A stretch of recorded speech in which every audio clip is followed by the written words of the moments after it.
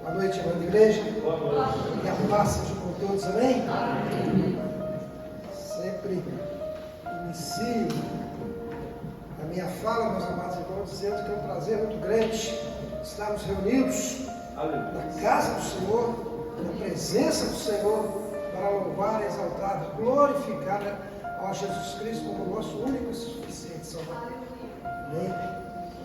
Se você tem a sua Bíblia, amado, você abra no Evangelho segundo Mateus, primeiro livro do Novo Testamento, Mateus, o capítulo é o 26, a partir do versículo 36. Mateus 26, 36.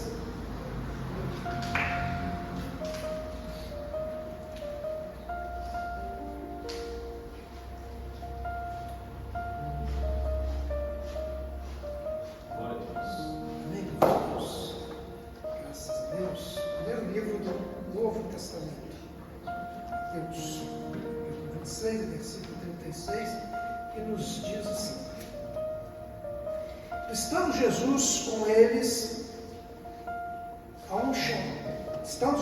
foi com eles a um lugar chamado Getsêmani e disse a seus discípulos: assentai-vos aqui enquanto vou além orar. Amém.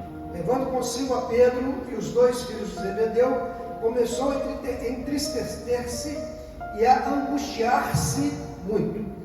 Então lhes disse: a minha alma está cheia de tristeza até a morte. Fiquem aqui e velai comigo. Indo um pouco de adiante, prostrou-se sobre o rosto, orando e disse: meu pai, se é possível, passe de mim esse cálice. Todavia, não seja como eu quero, mas como tu queres. Só Deus. Vamos lá. Ó glorioso Deus, Pai Todo-Poderoso de bondade infinita, Deus de poder e misericórdia, em nome de Jesus Cristo, Senhor, nós entramos diante de Ti nesse momento em oração, estamos diante de Ti para louvar o Teu santo nome, para Te glorificar, para bendizer-Te, Senhor, porque Tu és o Criador de todas as coisas. Tudo que existe foi criado por Tua determinação, Senhor. Tudo foi criado da forma como Tu quiseres, Pai, e tudo tem sido assim como Tu queres. Por isso nós te pedimos, ó Deus, em nome de Jesus Cristo, envia o Teu Espírito Santo nesse local, Senhor, e que o Teu Espírito Santo nos encha, nos invada, nos transforme, Pai. Deus, em nome de Jesus Cristo, fale conosco, Senhor, através da Tua palavra, através da Tua mensagem, através do Teu Espírito Santo. Fale, Senhor, conosco, em nome de Jesus. Que saiamos daqui, ó Deus, transformados, mudados, Pai. Que saiamos daqui, ó Deus, transbordantes da unção do Teu Espírito. Em nome de Jesus. Deus, em nome de Jesus Cristo. Em nome de Jesus Cristo, Pai. Use-me, Senhor, esse humilde servo como um instrumento para que a Tua palavra possa ser feita. E que esse culto seja feito segundo a vontade do Teu Espírito. Em nome de Jesus Cristo. Amém. Graças a Deus. Vem assentar, de Deus.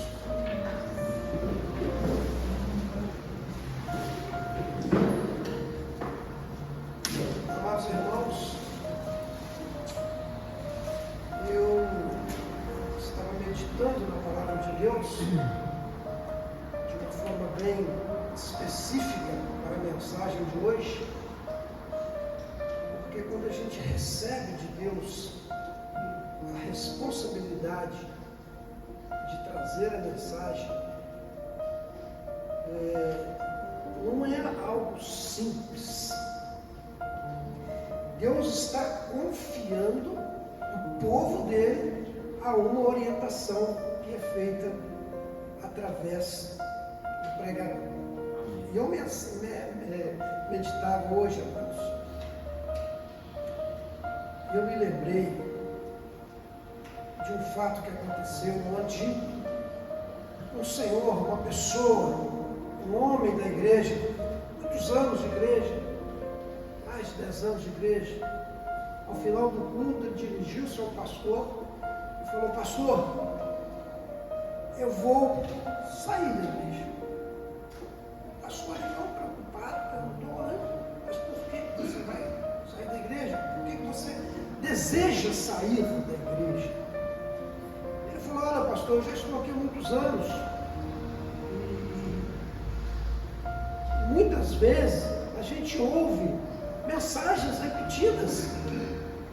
Um dia o pastor vem e prega uma mensagem, passa um tempo, vem outro pastor e prega a mesma mensagem, né?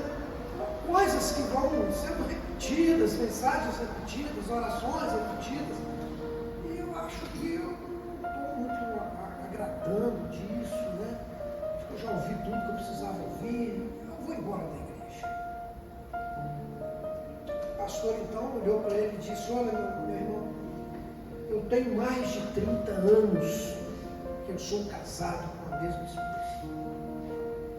E nesses 30 anos de casado, a minha esposa preparou a minha refeição todos os dias. Todos os dias. Algumas refeições eram maravilhosas, lindas, deliciosas. Outras nem tão. Muitas vezes as refeições elas se repetiam. Muitas vezes o que eu sentei na hora do almoço foi a mesma coisa que eu comi 2, 3 dias, semana passada.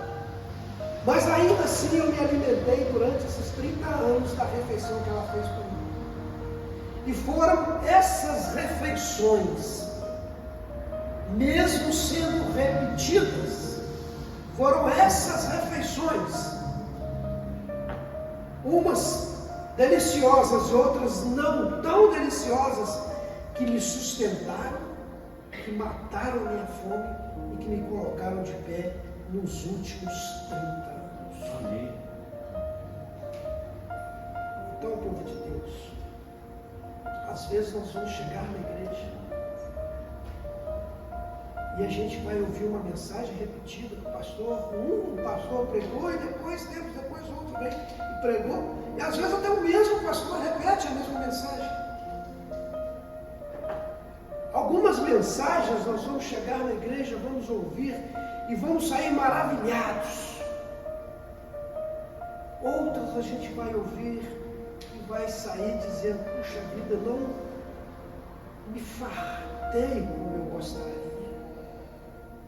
Mas mesmo assim, ainda sendo assim, essas mensagens, elas nos sustentam a cada dia espiritualmente. São essas mensagens que nos fortalecem. São essas mensagens que nos sustentam, que nos fazem ficar de pé espiritualmente. Porque quantas coisas a gente faz e outras tantas a gente deixa de fazer, porque no momento de fazer ou no momento de deixar de fazer, nós nos lembramos da palavra de Deus. Nós nos lembramos da pregação, nós nos lembramos da orientação que nos foi dada dentro da igreja.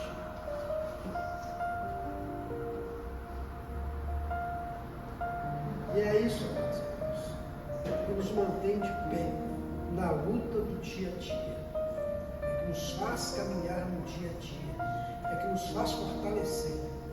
Às vezes estamos sozinhos no trabalho, às vezes estamos indo para o trabalho, voltando para o trabalho, coisas assim. Às vezes estamos sozinhos dentro do carro, dirigindo, e a gente se lembra da pregação. Às vezes estamos lá preparando o almoço, fazendo uma faxina, cuidando da casa, e a gente se lembra da pregação. Isso é o fortalecimento espiritual. A palavra de Deus, ela é como um antibiótico, como um remédio para a nossa vida. Um pouquinho aqui, e a gente vai se fortalecendo. Mas a gente não pode parar. Assim como o antibiótico tem lá o médico prescreve 7 dias, 15 dias, 20 dias, sei lá, de acordo com a necessidade, depois você é curado e para. Mas a palavra de Deus a gente não pode parar. Porque se a gente parar, a gente enfraquece. E quando a gente enfraquece, é muito fácil o inimigo nos atacar. É como eu comentei certa vez aqui na igreja, que o cristão, ele é como um pedaço de carvão dentro da churrasqueira. Quando a gente olha dentro da churrasqueira, a gente vê aquele monte de brasa, aquele monte de carvão, até alaranjado, de tão quente. Mas se a gente pega e separa um carvão daquele e afasta ele do meio, coloca ele lá no cantinho, isolado, longe dos outros, o que acontece? Ele vai esfriando, vai esfriando, vai esfriando, até que ele apaga. Então o cristão, ele tem que estar junto, ele tem que estar unido. Porque quando um começa a esfriar, o outro encosta, opa, aquece aqui, junta aqui. Nós precisamos estar juntos. Amém. Nós precisamos estar unidos, colados um no outro, para manter a brasa viva. E quando a gente está junto, amados, um aquecendo o outro, um incentivando o outro, a gente vai ganhando o quê? Crescimento espiritual. Porque o servo de Deus, ele não pode ficar estagnado só naquilo que ele ouve dentro da igreja. Não, ele precisa ir para casa, ele precisa pegar na Bíblia, ele precisa ler a Bíblia, estudar a Bíblia, para que ele tenha o quê? Crescimento espiritual, conhecimento, discernimento, entendimento da palavra de Deus. Porque a palavra de Deus, ela é o nosso alimento espiritual. Não adianta eu ficar preso só naquilo que eu escuto aqui na igreja. Não posso ficar preso só nisso. Eu preciso estudar a palavra de Deus. Eu sou alerta para que as pessoas tomem cuidado onde buscam o estudo. Porque a internet está cheia de falsos profetas. Está cheia de pessoas que querem destruir a palavra de Deus, destruir a igreja de Deus. E quando eu falo destruir a igreja, eu não estou falando de parede, porque parede não é igreja, parede é templo. Igreja somos nós. Nós somos a igreja. Parede é templo. E está cheio de profeta querendo destruir a igreja do Senhor. A gente tem que tomar cuidado onde busca orientação. Se você tem dúvida, procure o seu pastor e tire dúvida com ele. Mas busque conhecimento, busque entendimento, busque crescimento espiritual diante do Senhor. E aí, amados irmãos, que eu quero trazer para a igreja hoje, esse texto que nós lemos aqui. Esse texto nos fala, irmãos, de momentos antes da prisão de Jesus Cristo, lá no Getsêmani, lá no Monte das Oliveiras. É importante frisar aqui, amados, que há uma dúvida muito grande quanto ao dia especificamente que Jesus Cristo morreu. Eu meditava bastante hoje ainda à tarde nessa passagem bíblica e nos artigos, um dos artigos que eu estava lendo fala que Jesus Cristo foi preso na quinta-feira à noite, passou a noite toda e foi crucificado, morreu na sexta. Mas existem outros artigos que falam que ele foi preso na quarta noite e passou a noite sendo açoitado e foi crucificado na quinta tarde. E aí vem uma série de interpretações por conta de que naquela época o dia não começava meia-noite, porque começava às 6 horas da manhã, a primeira hora era às 6 da manhã. É por isso que na Bíblia fala que Jesus Cristo morreu na 9ª hora.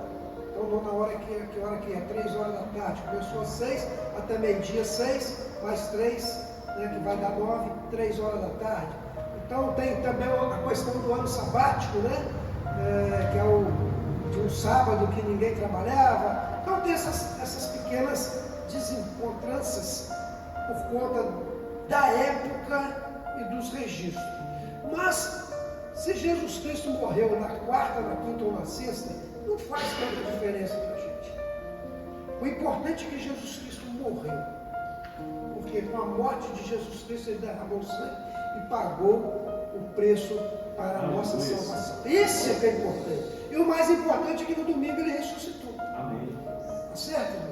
Esse é o ponto principal dessa história é que Jesus Cristo morreu, pagou o preço, nos deu novamente a oportunidade de herdarmos a vida eterna, e no domingo ele ressuscitou. Isso é que importa. Mas então, amados, na Bíblia fala que na noite em que Jesus Cristo subiu ao Getsemane, ele levou 3 discípulos com ele, e Jesus Cristo fazia isso com constância. É por isso que a igreja tem esse hábito de ir ao monte, que é muito importante ir ao monte, e quando a gente vai ao monte a gente tem um pouco mais de privacidade para orar e falar com Deus. Então Jesus Cristo fazia isso, né? Quando ele estava no meio do povão, era muita gente falando, muita gente querendo conversar com ele, expor os problemas, e aí de vez em quando ele fazia o quê? Ele se retirava com alguns discípulos, ia até um monte, um lugar separado, reservado, para ele ter o quê? A sua privacidade para falar com Deus. E nesse dia especificamente, ele levou 3 discípulos com ele e falou com os discípulos: olha, vocês fiquem aqui esperando, eu vou me afastar um pouquinho aqui e vou orar. E ele começa a orar, ele começa a falar, né? Tem uma outra parte da Bíblia, essa passagem ela está prevista nos 4 evangelhos, Mateus, Marcos, Lucas e João, cada um traz uma especificidade do assunto, né? Umas com um pouquinho mais de detalhes, outras não tão rica em detalhes, mas fala que Jesus Cristo chegou a suar sangue. Chegou a suar sangue. Eu procurei informações sobre isso, por que teria acontecido isso, e de acordo com a ciência, Jesus Cristo entrou num estado de excitação tão grande, que vasos sanguíneos se romperam. Por isso que se misturou sangue com suor. Ele suou sangue naquele momento. Era de tamanha tensão que Jesus Cristo estava. Porque ele sabia que estava chegando o momento da crucificação, o ponto crucial daquele episódio.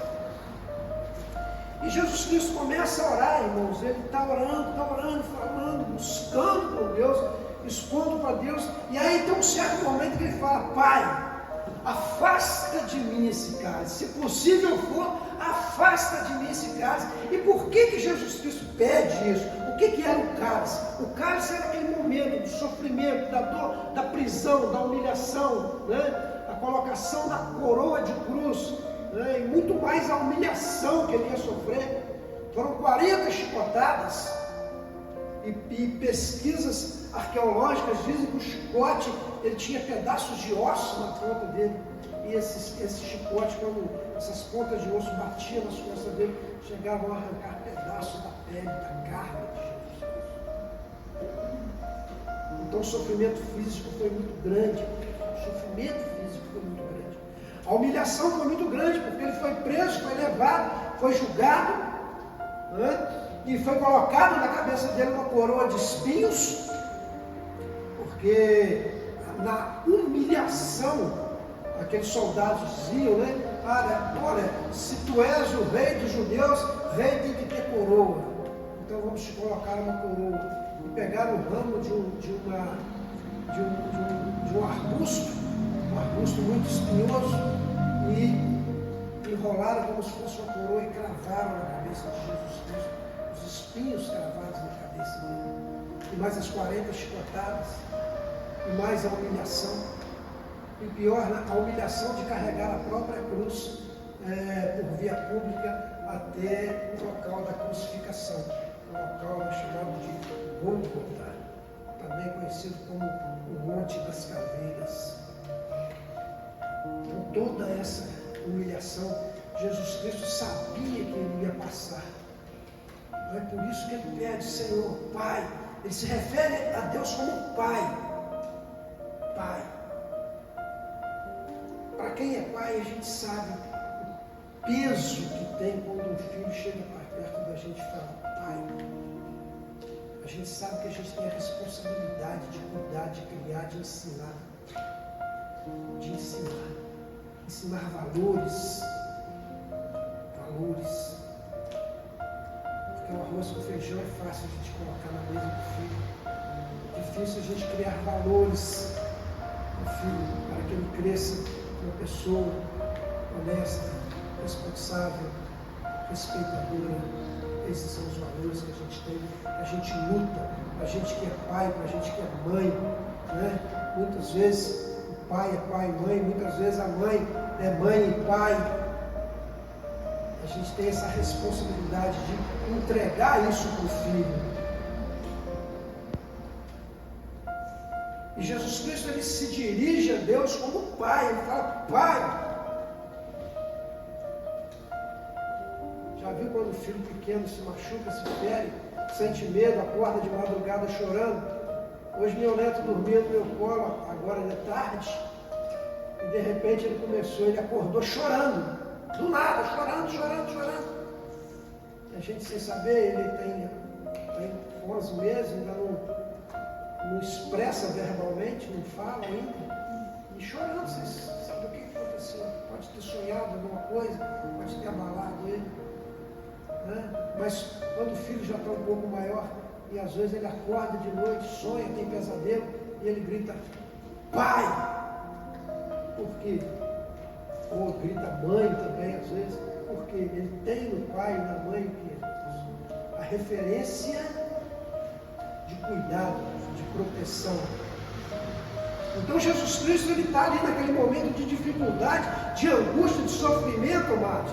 E ele fala, pai, se possível for, afasta de mim esse cálice.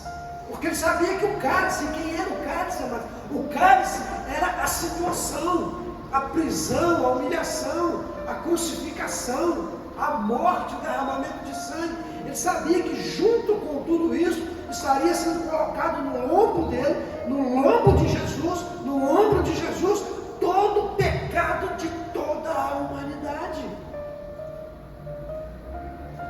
Porque Jesus, naquele momento da crucificação, ele recolhe o pecado de todo mundo e leva com ele. Porque a partir dali, ele deu para toda a humanidade uma nova oportunidade. Olha, até aqui, o jogo zerou. Agora, daqui para frente, começa uma nova fase. Uma nova fase. Mas a partir de agora, todos terão a mesma oportunidade. A oportunidade de herdar a vida eterna. A oportunidade de reconhecer Jesus Cristo como único e suficiente Salvador. E ele sabia que aquele peso era muito grande.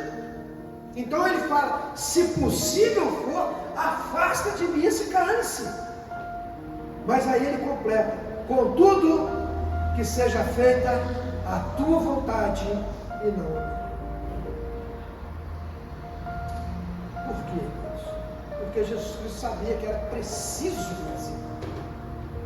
Ele sabia que o propósito de Deus era muito maior do que o sofrimento que ele estava passando. Então ele fala, Senhor, que seja feita a tua vontade, porque eu sei que tu tem um conhecimento maior, eu sei que tu tem um poder maior, eu sei que o teu propósito é maior do que eu posso imaginar.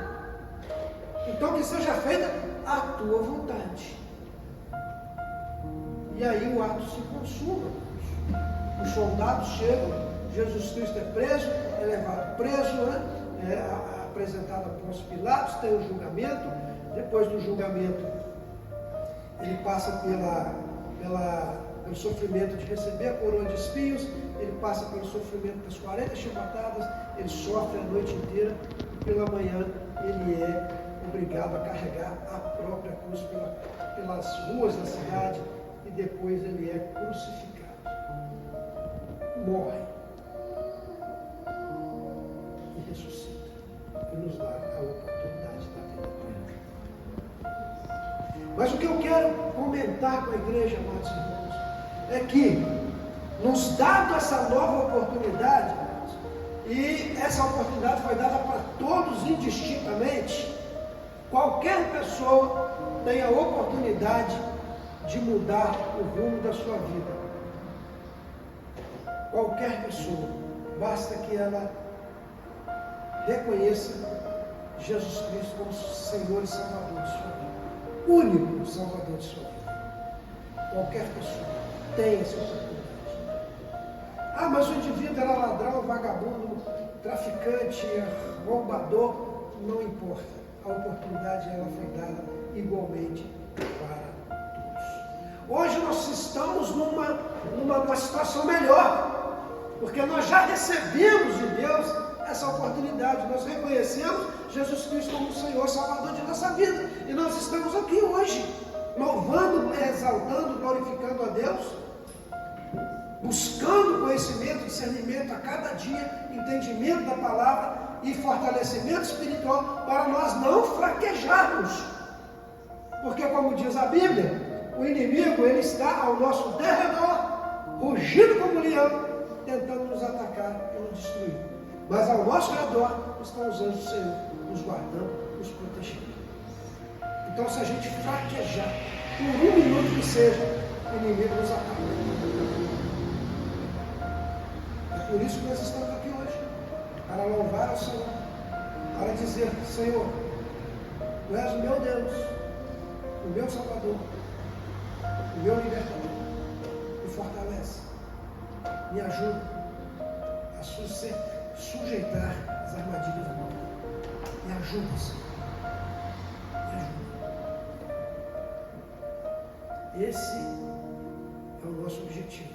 Buscar no Senhor o fortalecimento espiritual.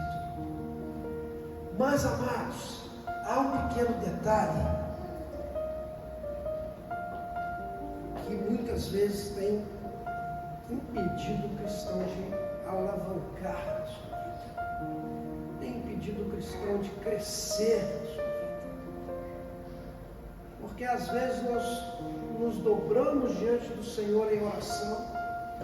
Nós falamos: ó Deus, Tu és o meu Senhor, o meu Salvador, o meu Criador. Eu busco a unção do Teu Espírito Santo em minha vida. Eu reconheço, eu declaro, eu aceito Jesus Cristo como meu Senhor e meu Salvador. Eu passei pelas águas e publicamente, porque o que é passar pelas águas? O que é ser batizado? Quando a gente é batizado, quando a gente passa pelas águas, amado, a gente está declarando de uma forma pública que nós estamos o quê? Deixando a vida para trás, a vida ruim para trás, vamos dizer assim. Estamos entrando numa nova fase da nossa vida. Eu declaro que eu estou o quê? Reconhecendo Jesus Cristo como meu único e suficiente Salvador. E às vezes a pessoa já passou pelas águas, né? E ela vem e ela fala: Senhor meu Deus, Tu é o Criador de todas as coisas, a Ti toda a honra, toda a glória, todo o louvor. Eu busco a unção do Teu Espírito Santo, eu reconheço Jesus Cristo como meu único e suficiente Salvador. E começa a fazer aí seus pedidos, e nós devemos sim fazer os nossos pedidos, apresentar para Deus. Não que Deus não saiba o que nós precisamos, não o que nós queremos. Deus conhece o nosso coração. Ele sabe o que nós queremos e o que nós precisamos. Mas muitas vezes nós pedimos a Deus e esquecemos de falar: Senhor, que seja feita a Tua vontade. Muitas vezes, amados irmãos, nós somos enganados pelo desejo do nosso coração. O nosso coração, ele é enganador. O nosso coração é enganador, amados. Às vezes a gente quer fazer alguma coisa, ou não quer fazer alguma coisa, e a gente se deixa levar pelas emoções terrenas, as emoções materiais. E esse é o grande problema da vida do cristão. Ele esquece de consultar a Deus se ele deve ou se ele não deve fazer determinada coisa. E aí, amados, é onde vem o problema. Eu conversava semana passada com um amigo meu, e ele é cristão, a esposa dele é cristã, os dois juntos lutam firme na igreja, e ele se embrenhou num negócio e a coisa não deu certo. Aí eu falei com ele: cara, você foi na emoção. Você foi na emoção.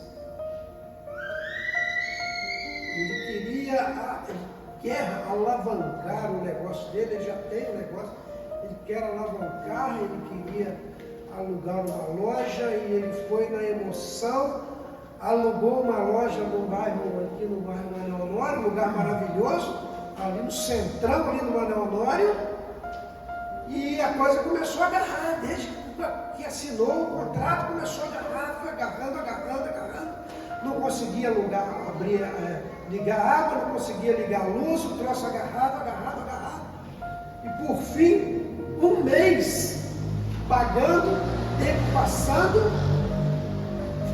e aí chegou um momento que foram fazer a vistoria lá no imóvel, muita infiltração, muitos problemas na rede hidráulica, problemas na rede de esgoto, até que ele teve que desfazer o negócio.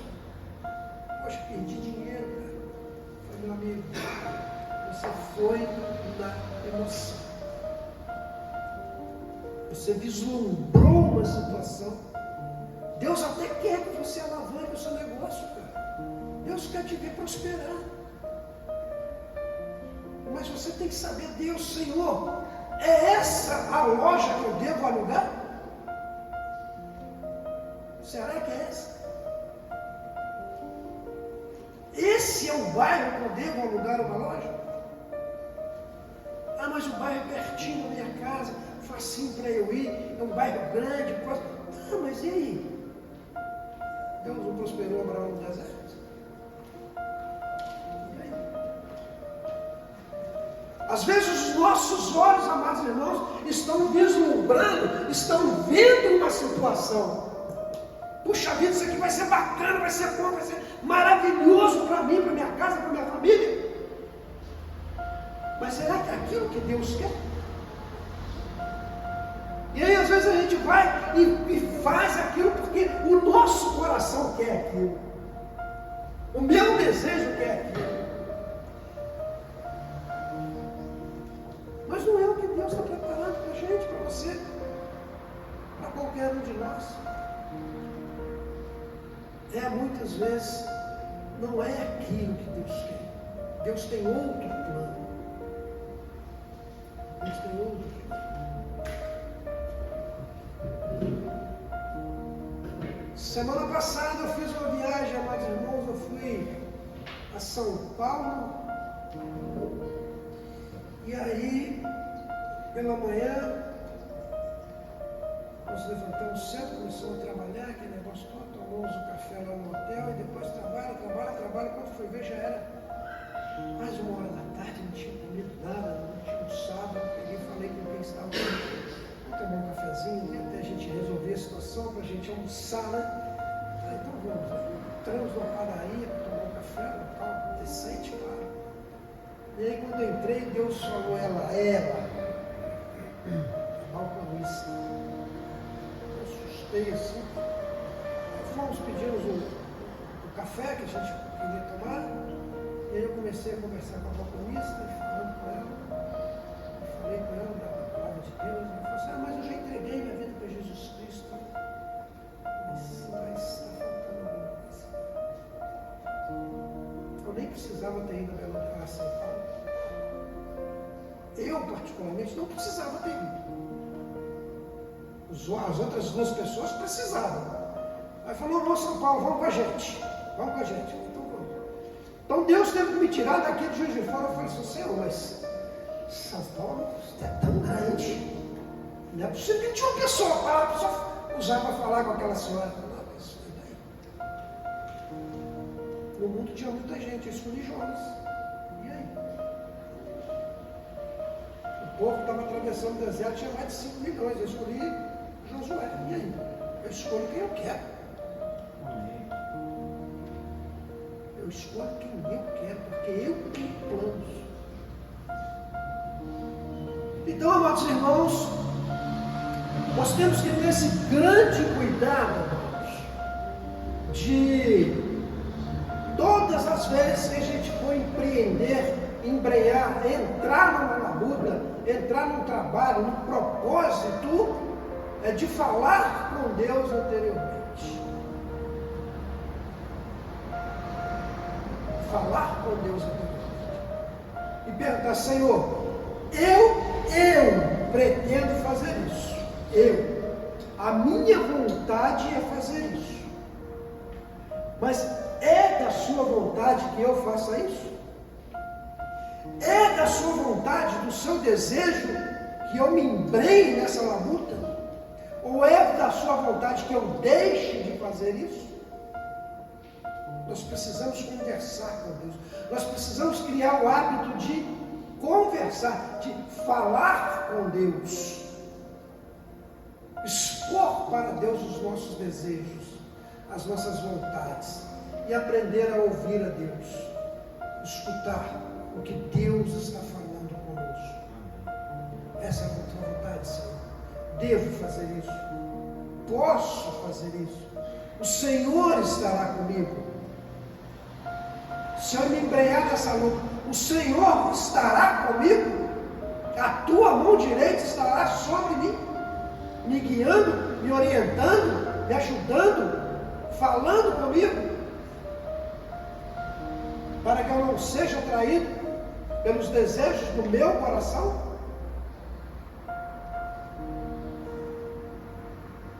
O ano passado, no meio do ano, amados, eu comecei a falar com a minha esposa e falei com ela: olha, o ano que vem, no início do ano, eu quero trocar o carro. Vamos começar a fazer os planos, vamos começar a ajustar, vamos começar a alinhar tudo. E aí, o tempo passou, 6 meses depois, chegou janeiro, e eu comecei a alinhar, a buscar, visitar concessionários, olhar aquilo tudo.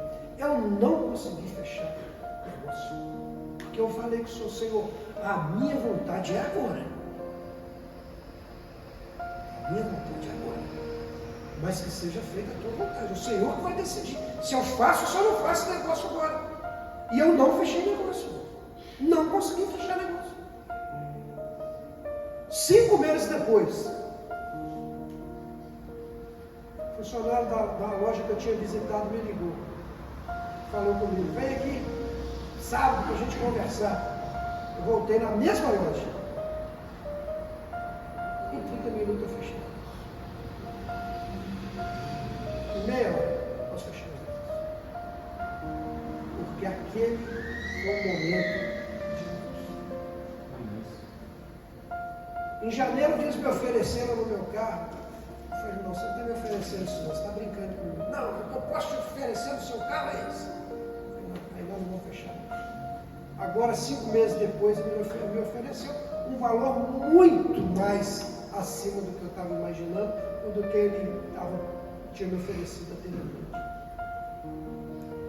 Mas o negócio foi fechado por quê? Porque foi o momento de Deus, não o meu momento. Muitas vezes a gente até para assim: puxa vida, eu estou pedindo tanto a Deus isso, eu estou orando tanto a Deus isso, e Deus não me responde. Porque o momento que você quer não é o melhor momento para aquilo ser realizado. O melhor momento é o momento que Deus prepara. Amém. Então, povo de Deus, amada igreja, fale com Deus, crie intimidade com Deus, exponha seus problemas, seus desejos, suas vontades, seus planos para Deus. Mas detalhe, amados irmãos, exponha os seus planos para Deus. Seu colega de trabalho não deve saber dos seus planos, seu vizinho não deve saber dos seus planos, o seu colega lá do futebol não deve saber dos seus planos. Quem tem que saber dos seus planos? O seu cônjuge, o seu marido, a sua esposa. E Deus. Porque tem gente que tem o hábito de não. Estou juntando dinheiro para comprar um carro, falo com todo mundo no trabalho dele. E nunca que chega o dia dele comprar o carro. E fica todo mundo de olho grande. É possível? Fulano, juntar dinheiro para comprar o carro. A situação é difícil, não é que consegue juntar dinheiro. Então exponha os seus planos para Deus. Para Deus. Fala com ele: Senhor, que seja feita a tua vontade. O Senhor dê a martelada final. Amém, povo de Deus. O Espírito Santo possa falar muito mais ao teu coração do que eu falei nessa noite. Se você puder, coloque-se de pé. Vamos receber o pastor Júlio, dizendo glórias ao Pai, glórias ao Filho, glórias ao Espírito Santo. As palmas do nome do Senhor.